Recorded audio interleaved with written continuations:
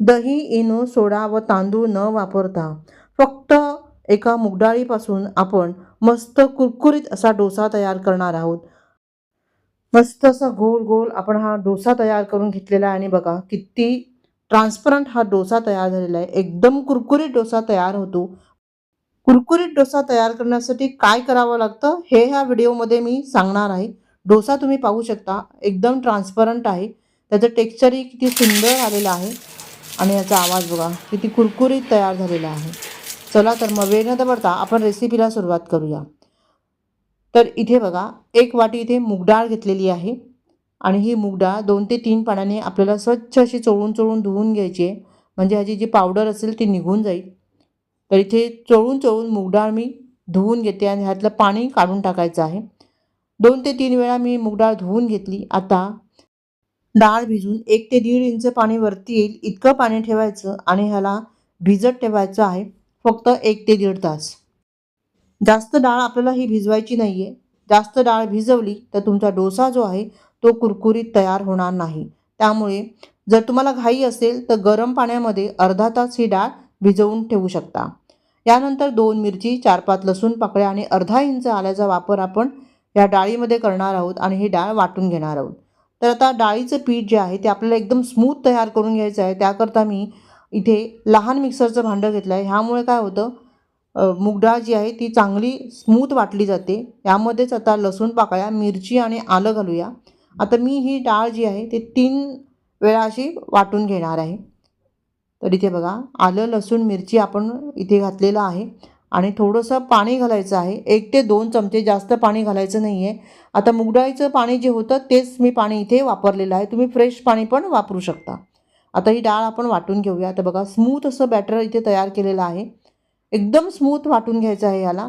यामध्ये कुठेही गुठळी असता कामा नये असं हे पीठ आपल्याला तयार करून घ्यायचं आहे. तर इथे बघा हे पीठ जे आहे ते मी आता तयार करून घेते आहे. संपूर्ण पीठ तयार करून झाल्यानंतर ह्याला 1 ते 2 मिनटं चांगलं फेटून घ्यायचं. डाळ बघा अशी पांढरी दिसायला पाहिजे त्याचा कलर इथपर्यंत ह्याला चांगलं फेटून घ्यायचं. बॅटर थोडंसं घट्ट असल्यामुळे 2 ते 3 चमचे पाणी मी ते घातलेलं आहे. चवीनुसार ह्यामध्ये मीठ घालायचं, चिमूटभर हळद घालायची आहे जेणेकरून डोशाला रंग छान येईल आणि ह्याला पुन्हा व्यवस्थित मिक्स करून घ्यायचं आहे. चांगलं फेटून घ्यायचं आहे. बघा हे बॅटर जे आहे ते जास्त घट्टही नाही आहे आणि जास्त सैलही नाही आहे असं हे बॅटर आपण तयार केलेलं आहे.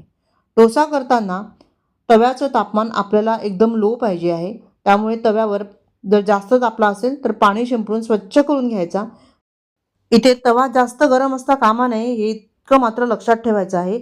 एक पळी बॅटर ह्यामध्ये घातलेला आहे आणि ह्याला गोल गोल गोल गोल असं फिरवून घ्यायचं.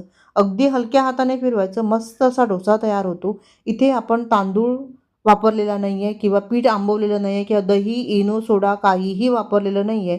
तरीसुद्धा हा डोसा मस्त असा क्रिस्पी तयार होतो. आता चटणी नसेल तरीसुद्धा तुम्ही हा डोसा मस्त असा खाऊ शकता. वरून बारीक चिरलेला कांदा घालायचा. इथे माझ्याकडे आहे मॅगी मसाला. तुम्ही थोडासा मॅगी मसाला घातलेला आहे. तुम्ही पोळी चटणी पण वापरू शकता किंवा पावभाजी मसाला घातला तरीसुद्धा चालू शकतो. वरून थोडंसं लाल तिखट घातलेलं आहे मी आणि यानंतर वरून कोथिंबीर घातलेली आहे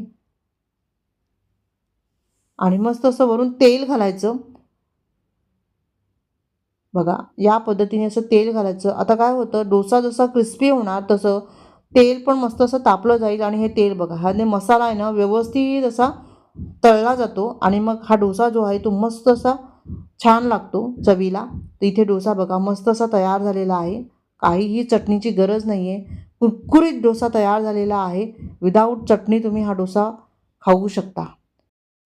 ह्याचा रंग, टेक्स्चर किती सुंदर आहे. डोसा एकदम कुरकुरीत तयार झालेला आहे आणि याच पद्धतीने आपण दुसरा डोसा पण तयार करून घेतलेला आहे. तुम्हाला मी जवळून दाखवते की हा डोसा किती कुरकुरीत तयार झालेला आहे. नुसत्या हलक्या हाताने जरी तुम्ही तोडलं तरी पण हा डोसा तुटतोय बघा. इतका कुरकुरीत तयार झालेला आहे. हाय प्रोटीन हा डोसा आहे. याशिवाय ग्लुटेन फ्री हा डोसा आहे. ज्यांना वेट लॉस करायचा आहे त्यांच्यासाठी हा डोसा खूपच छान आहे. रेसिपी आवडली असेल तर लाईक आणि कमेंट करायला मात्र विसरू नका. धन्यवाद. Bye bye.